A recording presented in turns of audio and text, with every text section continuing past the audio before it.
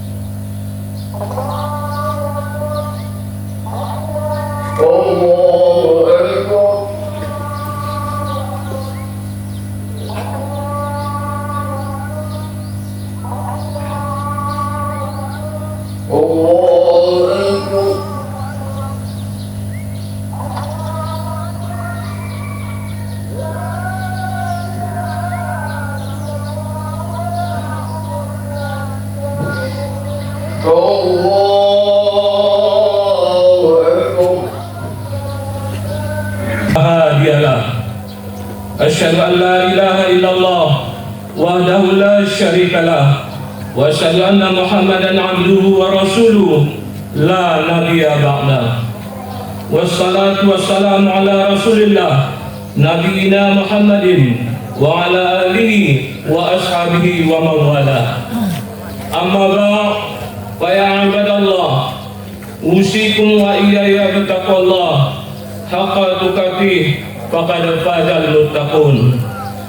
Qala Allah Ta'ala fi kitabihil karim, ya ayyuhalladzina amanu kutiba alaikumus syiyam kama kutiba alal ladzina min qablikum la'allakum tattaqun. Allahu akbar, Allahu akbar, la ilaha illallah wallahu akbar, Allahu akbar kabira walhamdulillahi katsira wa subhanallahi bukratan wa asila. Allahu akbar, Allahu akbar, walillahil hamd. Maha besar Allah dan maha suci Dia, Tuhan yang telah menciptakan alam semesta ini, tempat kita hidup dan berkampung halaman. Maha besar Allah, Tuhan yang telah mengadakan sesuatu baik di darat maupun di laut dengan cukup dan sempurna, yang merupakan kelengkapan syarat bagi kehidupan kita sebagai manusia. Maha besar Rabbi dan maha agung Ia, Tuhan yang telah memanjangkan dan melanjutkan usia kita masing-masing, sehingga dapatlah kita di pagi yang tenang ini berkumpul bersab-sab menghadiri dan merayakan hari raya Fitri ini dengan aman dan tenteram. Puji syukur yang tak terhingga, dengan penuh perasaan gembira dan tadabur kita panjatkan kehadirat Allah Jalla wa'ala. Allahu akbar, Allahu akbar, walillahil hamd. Ma'asyiral muslimin wal muslimat rahimakumullah. Tatkala pada pagi yang tenang tadi, pada tanggal 1 Syawal menyingsing di ufuk timur, itu adalah isyarat dan pertanda bahwa kita semua kini telah berada di satu hari yang sangat berbahagia, di mana seluruh umat tauhid di segenap penjuru dunia bangkit serentak bersama-sama menyuarakan dan menggemakan suara keramat dan sakti berupa takbir dan tahmid. Maka dengan serta-merta kita kibarkan panji-panji kemenangan dan bendera kejayaan. Di pagi yang bersahaja ini kita berkumpul dan berhimpun di lapangan ini sebagai bentuk kepatuhan kita kepada Allah Subhanahu wa Ta'ala. Kita keluar dari rumah kita masing-masing menuju tanah lapang ini dengan bibir yang sudah basah karena mengucapkan takbir dan tahmid, dengan lidah yang sudah biasa melafazkan asmaullahil husna dan zikrullah. Allahu akbar, Allahu akbar, walillahil hamd. Saudara-saudara kaum muslimin rahimakumullah, sebulan dalam setahun kita menjalankan ibadah puasa. Perintah menjalankan puasa Ramadan kita lakukan dengan patuh dan taat untuk berharap mendapat ridhonya Allah Subhanahu wa Ta'ala. Sepertinya tahun agung itu begitu cepat berlalu. Bila kita renung-renungkan, rasanya belumlah begitu maksimal ibadah kita tahun ini. Kesedihan itu terasa semakin dalam tatkala kita tersadar belum tentu Ramadan yang akan datang kita berjumpa dengannya. Namun demikian jamaah sekalian, bagi kita yang sudah berupaya sekuat tenaga untuk menjadikan Ramadan sebagai ladang ibadah, sepatutnya kita bersyukur dan bergembira karena saat ini kita bisa meraih janji ampunan dosa dari Yang Maha Kuasa. Bahkan kita dinukilkan sebagai bayi yang baru terlahir. Lebih daripada itu, harapan menjadi orang-orang bertakwa tentulah menjadi anti klimaks dari puasa kita, sebagaimana firman Allah Subhanahu wa Ta'ala yang terdapat dalam Quran surah Al-Baqarah 183. Ya ayyuhalladzina amanu kutiba alaikumus syiyam kama kutiba alal ladzina min qablikum la'allakum tattaqun. Wahai orang-orang yang beriman, telah diwajibkan atas kamu berpuasa sebagaimana yang telah diwajibkan atas umat sebelum kamu. Mudah-mudahan kamu menjadi umat yang bertakwa. La'allakum la'allakum tattaqun. Itulah tujuan puasa yang baru saja kita lakukan. Dan apakah tujuan itu dapat kita gapai atau tidak? Justru dapat kita ukur dari kemampuan kita melaksanakan perintah Allah Subhanahu wa taala dan menjauhi segala larangannya di hari-hari mendatang ini. Bila semangat beribadah atau beramaliyah kita hanya terlihat di bulan Ramadan saja, tapi di bulan lain justru menurun atau begitu-begitu saja, atau bahasa kampung kami begi-begi mam, itu pertanda puasa yang kita lakukan kehilangan makna dan tujuan. Kemudian jemaah sekalian, kita tutup ibadah puasa ini dengan melakukan pembayaran zakat fitrah yang sasarannya ditujukan kepada fakir dan miskin. Gunanya adalah menutupi kesalahan-kesalahan, noda-noda yang besar kemungkinan terdapat dalam pelaksanaan ibadah puasa kita. Sebagaimana hadis Rasulullah sallallahu alaihi wasallam, zakatul fitri turatal lisaimi minal laghwi wa rafasi wa tu'atan lil masakin. Zakat fitrah untuk membersihkan orang berpuasa dari noda-noda perkataan dan perbuatan salah, dan untuk memberi makan fakir dan miskin. Allahu Akbar, walillahil hamd. Kaum muslimin dan muslimat yang berbahagia, pada hari fitri ini dengan lantang kita suarakan takbir dan tahmid yang membesarkan asma Allah Subhanahu wa taala. Akan tetapi pada saat yang sama, sayup-sayup di dalam hati yang teramat dalam, kita juga merasakan bisikan gemuruh suara kesedihan dan tangis dari saudara-saudara kita sesama muslim di belahan lain. Marilah sejenak kita layangkan pandangan kita kepada fuqara wal masakin, para fakir dan miskin. Begitu juga umat Islam Palestina yang demi mempertahankan Masjidil Aqsa, menjaga wilayah yang sejatinya adalah salah satu tempat suci umat Islam di muka bumi, rela terbunuh sebagai syuhada dan meninggalkan istri dan anak-anak dalam keadaan menderita. Begitupun saudara-saudara kita di Myanmar yang baru saja ditimpa musibah gempa yang dahsyat, tepatnya tanggal 28 Maret 3 hari yang lalu. Justru di musim penghujan mereka kedinginan, di angin kencang, tenda-tenda bisa berterbangan, lahan-lahan kehidupan ekonomi porak-poranda. Mereka tidak lagi memiliki rumah. Bagi mereka yang beragama Islam, tentulah mereka sambut hari raya ini dengan perasaan pilu, dengan hati duka karena serba tidak ada. Begitupun saudara-saudara kita sekampung halaman yang fakir lagi miskin, di tengah himpitan ekonomi yang belum menunjukkan tanda-tanda membaik. Harga-harga terus mengalami kenaikan, pendapatan hari-hari kadang ada kadang tidak. Lihatlah ibu-ibu pencari lokan dan ikan meninggal dunia hari-hari berjuang di tengah sengatan matahari karena diterkam oleh buaya demi untuk mencari sesuap nasib. Lihatlah sang ayah sebagai buruh, petani, membanting tulang demi anak-anak tercinta.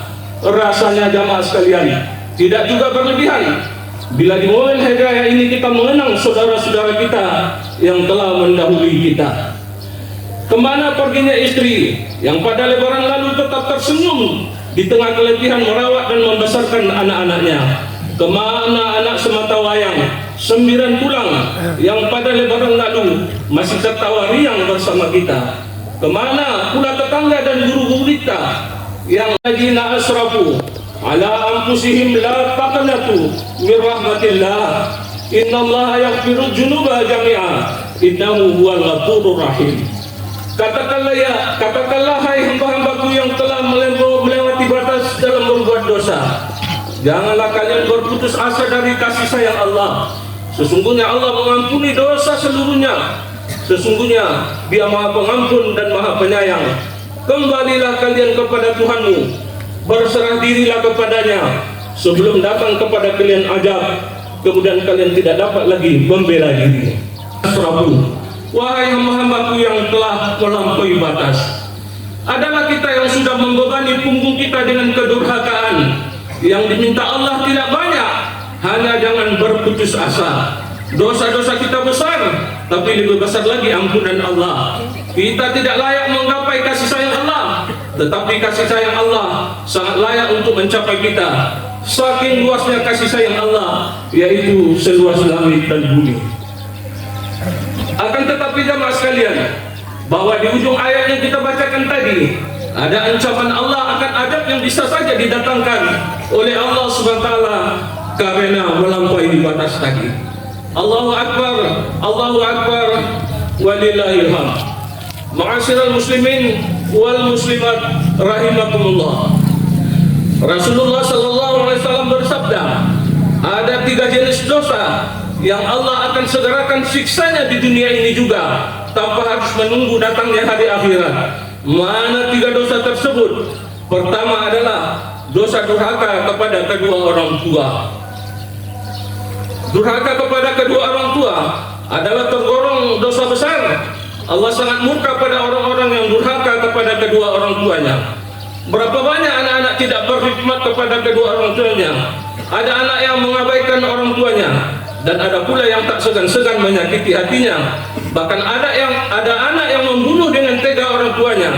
Jikalau kedurhakaan kepada kedua orang tua tersebut, tidak segera kita minta maaf kepadanya, bersimpuh di kaki mereka, mencium tangan mereka, memohon ampun kepadanya dan bertaubat kepada Allah, maka sisa Allah lah yang akan kita rasakan. Dosa kedua, dosa yang disegerakan siksanya oleh Allah SWT adalah berbuat zalim kepada manusia. Berbuat zalim kepada manusia itu beragam bentuk dan modusnya. Ada yang dalam bentuk merampas hak orang lain, mempergunjing dan memfitnah orang lain, memeras tenaga mereka untuk keuntungan diri kita sendiri, atau menyakiti hati mereka dan berusaha menjatuhkan kehormatan mereka dengan tuduhan keji, atau juga menyakiti mereka dengan lisan atau tindakan, atau kita abaikan mereka ketika mereka meminta pertolongan. Bisa juga melupakan sejarah perjuangan oleh pelaku-pelaku sejarah, atau tidak memaafkan padahal seseorang sudah meminta maaf kepada kita. Kita sesungguhnya telah berbuat zalim kepada mereka. Allah Subhanahu wa taala berfirman, "Walladzina yu'zuna al-mu'minina wal mu'minat bi khairi maktasabu faqad kamalu butana wa buat mereka, hadiahkanlah amal saleh kepada mereka dan bertaubatlah kepada Allah Subhanahu wa taala." Yang ketiga, dosa yang Allah tidak tangguhkan adabnya nanti adalah tidak berterima kasih kepada kebaikan orang lain. Orang yang berbuat baik kepada kita tidak terhitung jumlahnya. Orang tua yang membesarkan kita, guru yang mengajari ilmu kepada kita, pegawai atau staf yang telah melaksanakan perintah kita, nelayan, buruh, petugas kebersihan, petani yang telah menyediakan bahan pangan kepada kita. Berbuat baiklah kepada mereka, ungkapkanlah terima kasih kepada mereka, terutama orang-orang kecil, rakyat jelata yang turut membesarkan kita. Sejahterakanlah mereka. Kalau kita ke pemimpin, angkatlah derajat mereka. Jangan bohong mereka. Jangan ketika kita perlu baru kita hadir, selesai itu kita cibir. Jika tidak jenis dosa tersebut, tidak segera kita mohonkan maaf dari orang-orang yang sudah kita sebutkan tadi, dan tidak bertobat kepada Allah, maka tanggunglah adab Allah segera menghampiri kita di dunia. Adab itu bisa dalam bentuk ketidakberkahan hidup terasa hampa. Hari-hari kita selalu dihantui ketakutan, terombang-ambing, resah, gelisah, hidup tidak menentu dan lain-lain. Yang pada akhirnya kehidupan kita bagai mayat yang berjalan. Kita hidup serasa mati. Na'udzubillah. Allahu Akbar, Allahu Akbar, walillahil hamd. Hari Raya Idul Fitri ini sebagaikan bulan yang diberi nama Syawal, hendaklah jangan dimaknai dengan kegiatan seremonial belaka. Akan tetapi sesuai dengan artinya, di mana Syawal itu berarti peningkatan, maka semogalah di luar Ramadan kita tetap istiqamah dalam beramaliyah, berfastabiqul khairat. Allahu Akbar, Allahu Akbar, walillahil hamd. Mengakhiri khutbah ini ingin kami sampaikan, mari kita sambut dan dukung pemimpin daerah yang baru saja kita percayakan. Semoga janji-janji politik segera ditunaikan. Tidak ada waktu untuk larut dalam hal-hal yang tidak ada singgungannya dengan kesejahteraan rakyat. Bekerjalah dengan tulus dan ikhlas, jauh kepentingan kelompok. Bekerjalah untuk rakyat miskin. Begitupun memasuki tahun politik 2024 yang lalu, ditandai dengan tidak adanya pemilu, yaitu pilkada dan pilpres. Kita telah berhasil melewati dengan mengedepankan persatuan dan kesatuan. Kita pilih calon-calon anggota DPR kita yang amanah, yang tidak munafik, pemimpin yang tidak anti ulama, yang karena akibat perbuatan oknum-oknum yang menyimpang dari Tuhan selama Ramadan, dengan dalam ketakwaan kepada Allah Subhanahu wa taala, menghindari dosa-dosa yang langsung diberikan oleh Allah Subhanahu wa taala semasa kita hidup di atas dunia. Dan kiranya terjadilah peningkatan semangat memasuki Syawal hingga kita bertemu lagi pada Ramadan yang akan datang insyaallah. Jamaah rahimahullah, dalam kesempatan berlebaran pada hari Idul Fitri ini, hari yang agung ini, marilah kita sama-sama merendahkan hati kita sesama muslim. Hilangkanlah rasa benci, rasa dengki, gantilah semua itu dengan marhamah dan mahabbah serta kasih sayang. Dengan hati yang terbuka, tangan terulur, kita saling bermaaf-maafan. Kita tuntut halaman lama yang mungkin banyak terdapat kotoran dan noda. Marilah saling bermaafan dengan ucapan taqabbalallahu minna wa minkum. Kita tutup khutbah ini dengan doa. Allahumma nawwir qulubana bil taufiqi wal hidayati wa dunubna syarka wal munkarat. Ya Allah, ya Tuhan kami, terangkanlah hati kami dengan taufik dan hidayah-Mu, dan jauhkanlah kami dari perbuatan syirik dan munkar. Rabbana taqabbal minna du'ana wa salatana wa siyamana wa zakatana wa ta'awudana wa taqim taqsirana ya Allah. Ya Allah, ya Tuhan kami, terimalah doa kami, solat kami, puasa kami, zakat kami, ibadah kami, dan sempurnakan apa yang telah kami lakukan ya Allah. Ya Allah, ya Tuhan kami, anugerahkanlah kepada kami pemimpin-pemimpin yang bertanggung jawab serta mengayomi kami. Ya Allah, ya Tuhan kami, begitu banyak peristiwa yang terjadi di negeri ini, banjir, kebakaran, pertikaian, pembunuhan, tanah longsor, gempa bumi dan sebagainya. Jika itu merupakan ajab bagi kami, maka angkatlah ajab tersebut ya Allah. Sebaliknya jika cobaan itu adalah merupakan ujian kepada kami, berilah kepada kami kesabaran dan kekuatan untuk menghadapinya. Ya Allah, ya Tuhan kami, kasihanilah kedua orang tua kami, muliakanlah guru-guru kami,